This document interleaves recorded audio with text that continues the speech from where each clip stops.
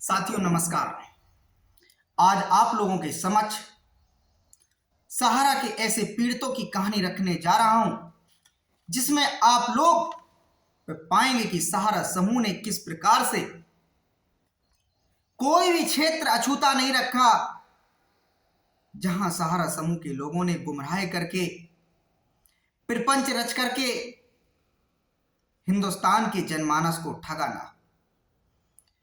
साथियों मैं बात कर रहा हूं आज सहारा क्यूसॉप के बारे में।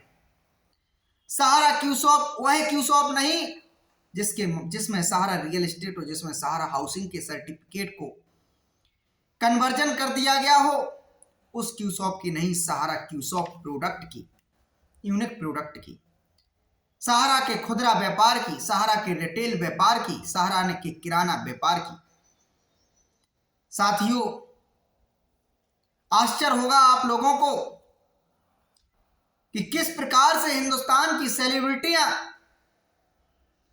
हिंदुस्तान के स्टार यानी क्रिकेटर जिसे अभिनेता नेता कहा जाता है, उन लोगों ने सहारा के निवेशकों का पैसा प्राप्त करके सहारा क्यूसॉप का महिमा वर्णन किया और हिंदुस्तान के हजारों लोगों को ठगवाने का काम किया।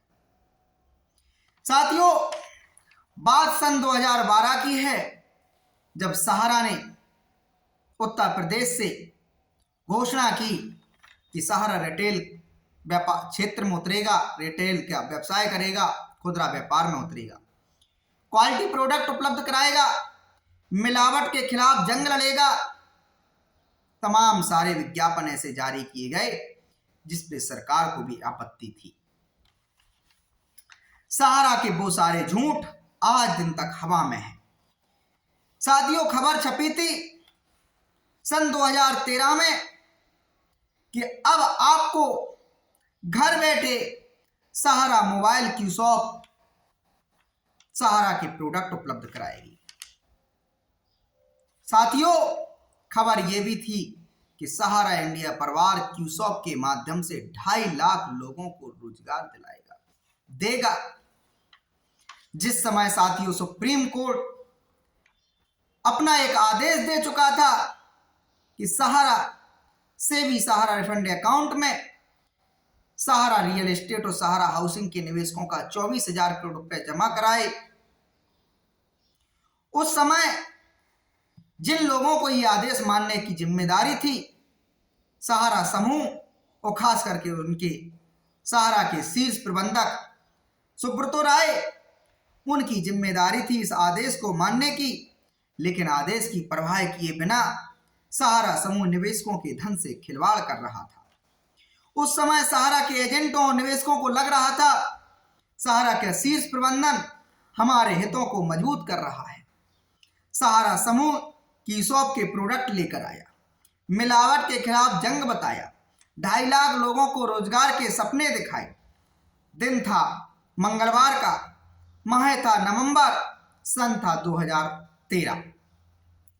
सहारा प्रमुख ने अपने रुतबा दिखाने के लिए, जलवा दिखाने के लिए 1 से 81 मोबाइल क्यूसॉप को यानी 1 से 81 गाड़ियों को हरी झंडी दिखाकर खाना किया और सुब्रत राय ने दावा किया कि 1 से 81 मोबाइल शॉप दिल्ली, उत्तर प्रदेश, हरियाणा, राजस्थान और बिहार में सहारा क्यूसॉप के प्रोडक्ट घर बैठे उपलब्ध कराएंगे। दावा किया 2014 तक इनकी संख्या 500 हो जाएगी। मार्च 2014 तक इनकी संख्या 500 हो जाएगी। दावा हुआ कि देश में सहारा क्यूसॉप के 4 से 25 शहरों में सहारा क्यूसॉप के 1057 स्टोर हैं। इसके अलावा साथियों दावा हुआ 2015 तक सहारा क्यूसॉप 30,000 अपने स्टोर को खोलेंगे। 30,000 क्यूसॉप पर 2.5 लाख लोगों को रोजगार देंगे। इनमें 27,000 ऑफिसर ग्रेड के पद होंगे। 27,000 ऑफिसर ग्रेड के पद होंगे। वर्तमान में 70 करोड़ का टर्नओवर बताया गया था। देश में 150 स्थानों पर 8 श्रेणियों में 895 उत्पादों का निर्माण कर रहा है।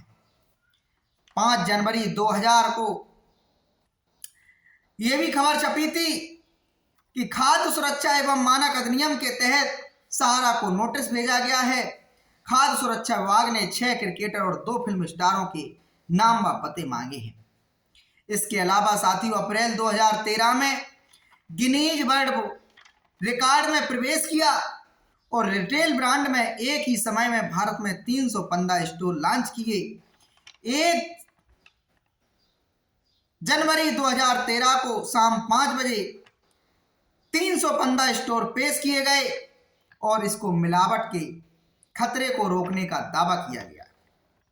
साथियों, अब बात कर लेते हैं विश्लेषण की कि इस मामले पर क्या हुआ। इस देश में साथियों बड़े बड़े विज्ञापन, बड़े बड़े होर्डिंग निवेशकों के धन से छापे गए। हमारे आपकी मेहनत की गाड़ी कमाई को पानी की तरह सहारा क्यूसॉक के माध्यम से सहारा समूह ने बर्बाद किया।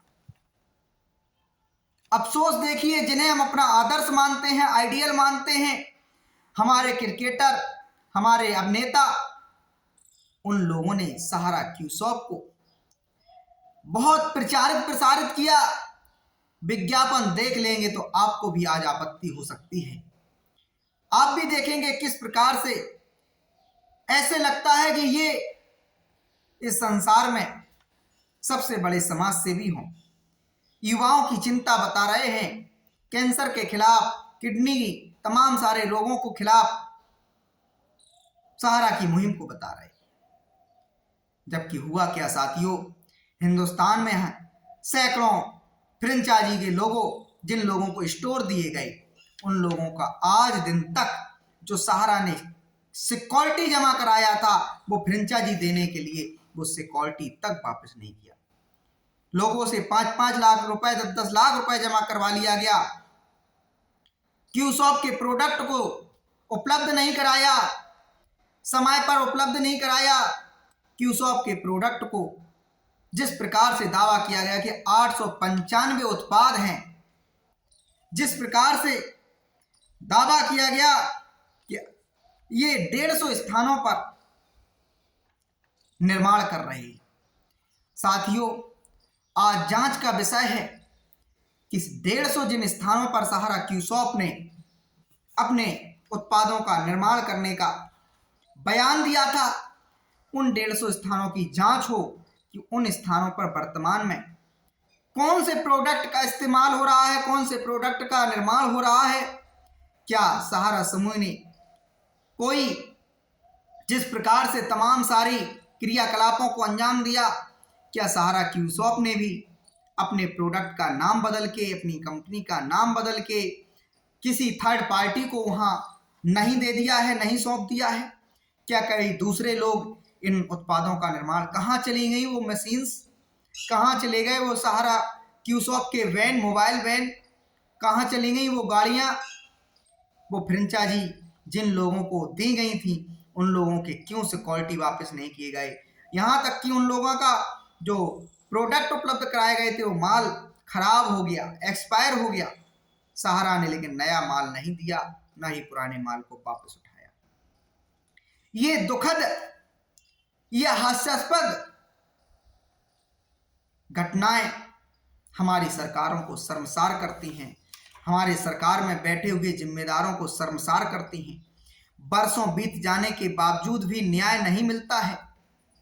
दर दर भटक रहे जनमानस, जनसमूह को क्या इस देश में अब अपनी बात रखने का, अपनी बात कहने का, अपनी बात मनवाने का कोई अधिकार नहीं बचा है?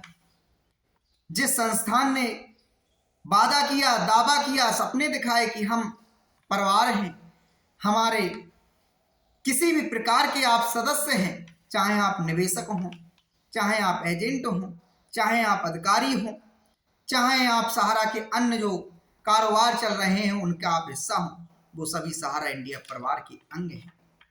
सहारा इंडिया परिवार के आप परिवार की बात की गई तो किस प्रकार से परिवार के, अपने ही परिवार के लोगों को खून के आंसू सहारा समूह रुला रहा है।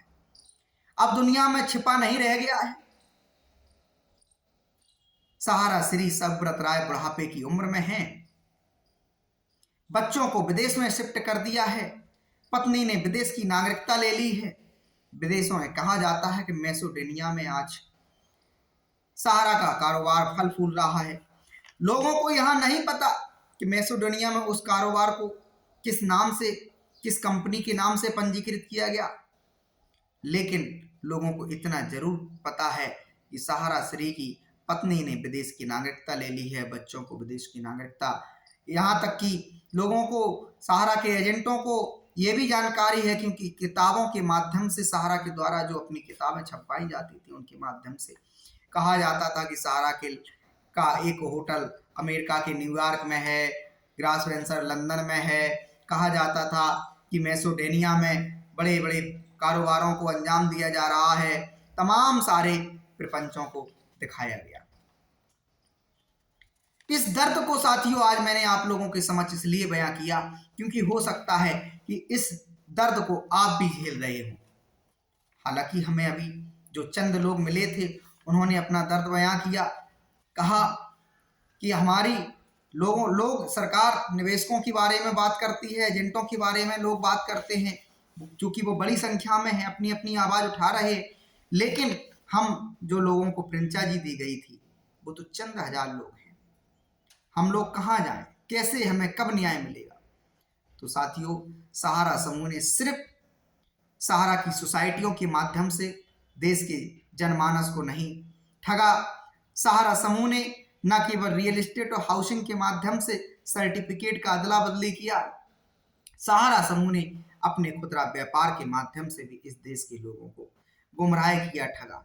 सहारा समूह ने तमाम सारे प्लास्टिक के कार्ड छाप करके सपने दिखाए कि आपको इस पर रिवार्ड मिलेगा, आपको इस पर पॉइंट मिलेगा, आपको हमारे हॉस्पिटल में, आपको हमारी ब्रांच पे, आपको हमारे दुकानों पर इस कार्ड को दिखाने से छूट मिलेगी, बेनिफिट मिलेंगे, लकी ड्रा मिलेंगे।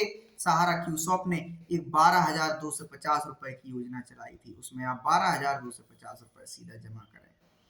सहारा के इंडिया परिवार के लोगों ने घर बनाने के सपने दिखाए थे, घर बेचने के सपने दिखाए थे, वहां भी लोगों का पैसा फंसा हुआ था।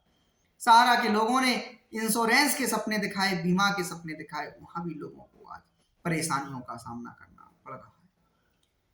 तो साथियों, जिस प्रकार से सहारा समूह ने अपनी गलतियों में सुधार नहीं किया, अपनी गलतियों पे पर्दा डालने का काम किया, अपनी गलतियों को अपने एजेंटों पर, अपने अधिकारियों पर, अपने निवेशकों पर थोपने का काम किया, उससे इस देश को बहुत बड़ी क्षति हुई है। हमारी सरकारों को जितने गंभीरता से सहारा समूह के मामलों को लेना चाहिए वो अभी भी नहीं ले रही हैं। SFIO 744 की जो जांच होनी थी, अभी तक क्या हुआ कोई नहीं जानता है। इनकम टैक्स के पास मामला, कोई नहीं जानता क्या हुआ है। सेंट्रल रजिस्ट्रार सहकारिता मंत्रालय लगातार देख रहे हैं, कार्रवाई तो कर रहे हैं, लेकिन अभी तक उससे कोई बहुत खास सफलता मिलती हुई इस देश के जनमानस को नहीं दिखी।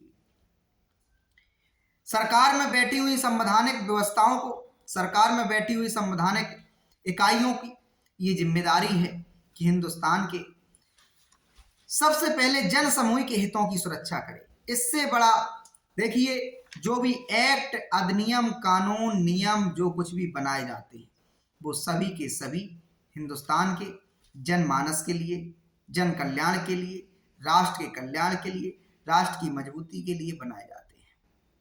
कोई भी एक्ट बना रहे, MB एक्ट क्यों है? क्यों आपसे कहा जाता है हेलमेट नहीं पहनेंगे 1,000 रुपए जुर्माना वसूलेंगे?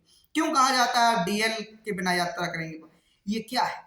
ये यही है, आप हेलमेट पहनेंगे, आपकी बाध्यता कर दी, आप नहीं पहनते तो 1,000 का दंड देंगे, जिससे आपको सबक मिलेगा। लेकिन सहारा समूह को अभी तक कोई दंड नहीं दिया गया। सिर्फ इसका प्रभाव अगर किसी पर पड़ा है तो देश के जनमानस को, जनता को इसका नुकसान हुआ। तो ये बात देश के तमाम सारे जनप्रतिनिधियों तक पहुंचाने का आप लोग काम कीजिए। आप लोगों से मैं अपील करता हूं, अपनी लड़ाई लड़िए, अपने अपने घर, मकानों, पोस्टरों पर लिखिए, सहारा से भुगतान नहीं तो मतदान नहीं। जो सहारा से भुगतान दिलाएगा वही हमारा मतदान पाएगा।